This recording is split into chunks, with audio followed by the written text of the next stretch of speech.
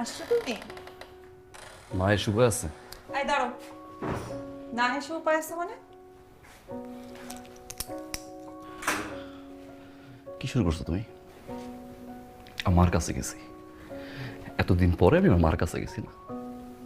তোর মামার কল, মামির কল, খালার কল, বাবার কল, মায়ের কল। সমস্যাটা কি?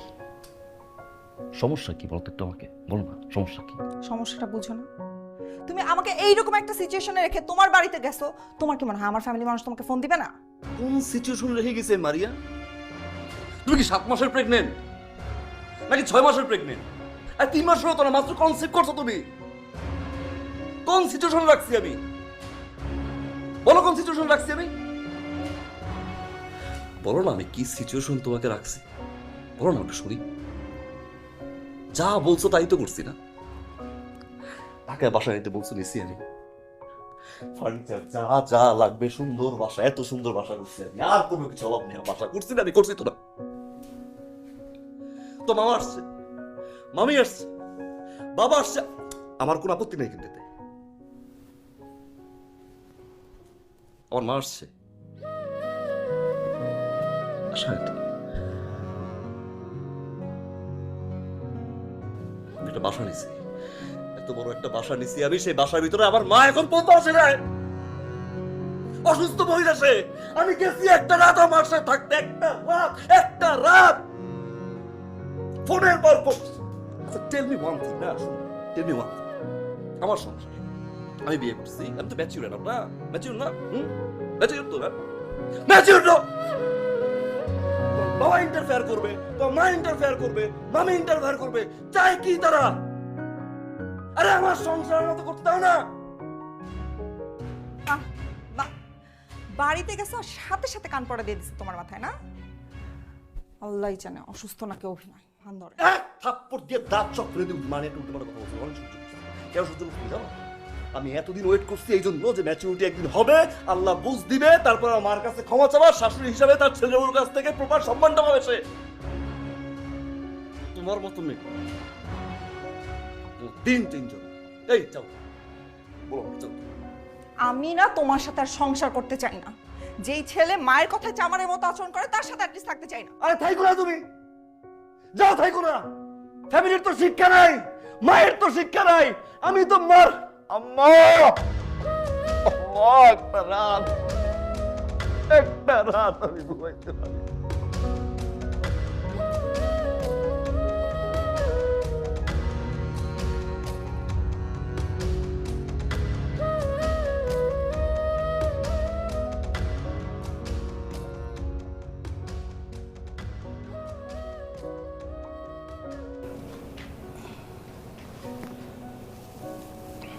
ভাই একটা বিষয় আমি লক্ষ্য করতেছি কয়েক ধরে, তোর মনটা দেখতেছি দেখি খুবই খারাপ। কারণটা কি ভাই? একটা হিসাব মিলাচ্ছিলাম।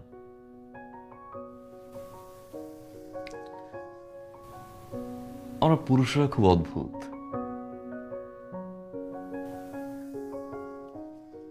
পুরুষরা কখনো সফল হতে চায় বাবা মায়ের জন্য, কখনো সফল হতে চায় প্রিয় মানুষটাকে পাওয়ার জন্য, একটা সময় খেটে মরে স্ত্রী আর সন্তানের জন্য, পরিবার প্রিয়জনের হাসিতে হাসে, তাদের দুঃখে আবার কাঁদে। পুরুষ যখন নিজে বাঁচতে চায় তখন আর সময় থাকে না। আমরা পুরুষরা বাঁচি অন্যের জন্য।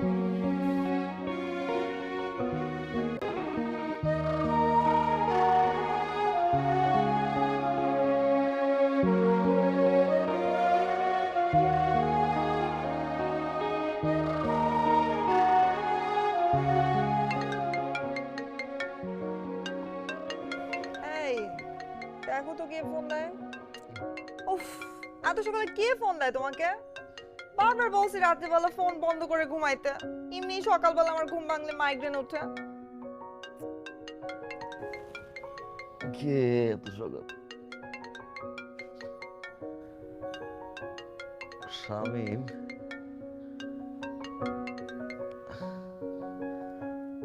শামিম, কি ব্যাপার তো সকালে? ভাইজান সকাল থেকে কাকি আম্মার কোনো কথা কয় না। ভাইজান কাকি আম্মার কোনো সারা শব্দ নাই। শামিম তুই কি করছ? কাকি আম্মা নাই ভাইজান। শামিম কি করছ? শামিম, শামিম কি করছ? শামিম কি করছ? শামিম কি হয়েছে কি হয়েছে বলো? আমার শামিম, এমন করতেছো কেন? কি হয়েছে? আমার মা, আমার মা, আমার মা, আমার মা, আম্মা না। যার মায়া মুখে দেখলে শান্তি খুঁজে পাই। আম্মা,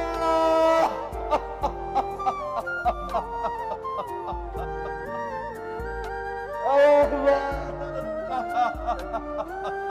যার সাথে কথা বললে দুঃখ ভুলে যাই, যার মায়া মুখ দেখলে শান্তি খুঁজে পাই, যার কাছে রাগ অভিমান আবদার করে যাই, এপার ওপার দুই কুলেতেই একমাত্র সে ঠাই, তাকে ছাড়া এ জীবন ভাবতেই পারি না। সে আমার মা, যার নাই কো তুলনা, এই পৃথিবীর বিনিময়েও মাকে ছাড়ব না। সে আমার মা, যার নাই কো তুলনা, এই পৃথিবীর বিনিময়েও মাকে ছাড়ব না।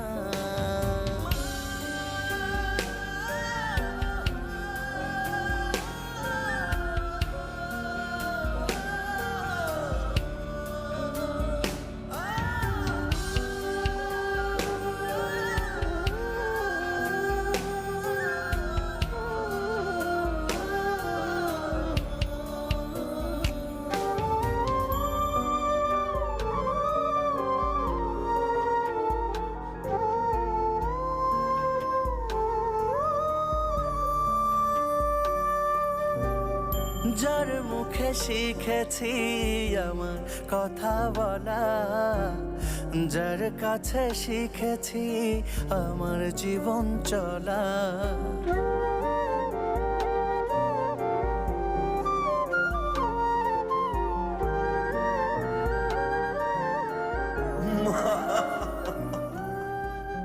যার মুখে আমি তোমার শিখেছি কেমনে বাঁচবো মা?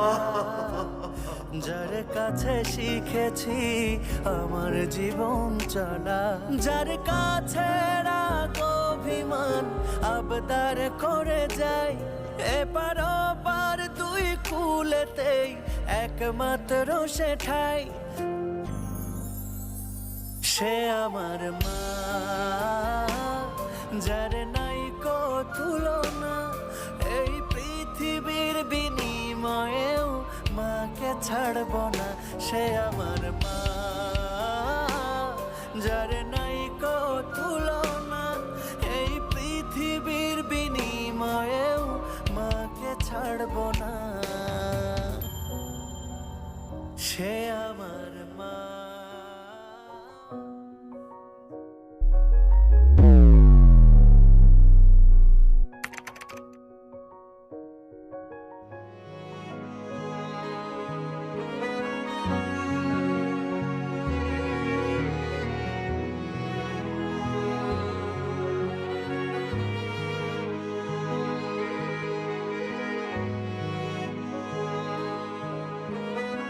আম্মা একটু কান্না করতেছেন কেন?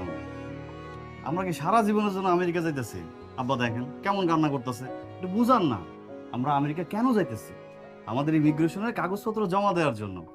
ইমিগ্রেশন হয়ে গেলে আপনি যাবেন, আব্বা যাবে, জিহান যাবে, আপনার বৌমা যাবে, আমি যাব, আমরা সবাই আমেরিকা গিয়ে সুখে শান্তিতে বসবাস করব। আমাদের লাভের জন্যই তো যাইতেছি। আব্বা এটা আমারে বুঝান না। আম্মা, আব্বা, আপনাদের কি একলা মন খারাপ হয়? আমাদের মন খারাপ হয় না? আর আপনারা তো টেনশন করছেন কেন? আমি আর আপনার ছেলে মিলে আপনাদের জন্য বেস্ট বৃদ্ধাশ্রমটাই খুঁজে বের করেছি।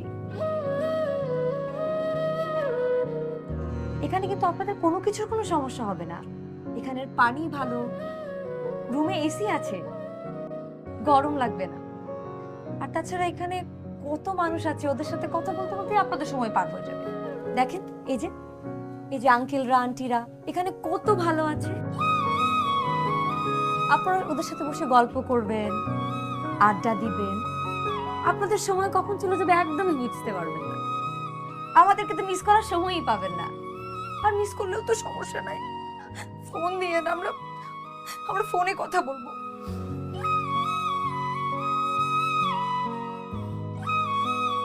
আরে তুমি এখানে দাঁড়ায় আছো কেন? তুমি কি ভুলে গেছো যে কালকে আমাদের ফ্লাইট? কোনো কাজ তো ঠিক মতো করো না, সব কাজ আমার করতে হয়। মনে হতেছে আমার ঘরের উপর সব নিয়ে বসছি আমি। চলো বাবা, আসো আমার কাছে, আসো আসো আসো।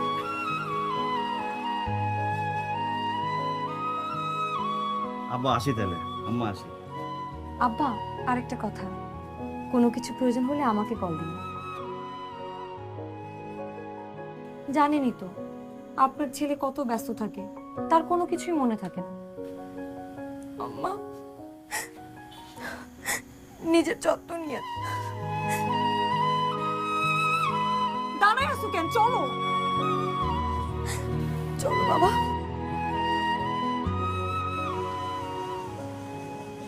আমি জানি আমাদের ছেলে আমাদের এখানে একবারে ফালা রেখা চলে গেছে। ও আর কোনোদিনই আম করে এখান থেকে নিতে আইব না। আমিও জানি, তোমারও জানার কথা। আজকে থেকে 25 বছর আগে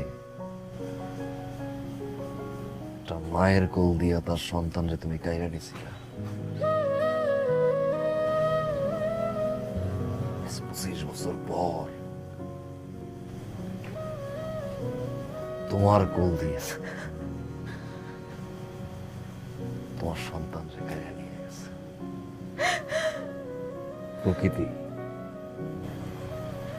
প্রকৃতির বিচার।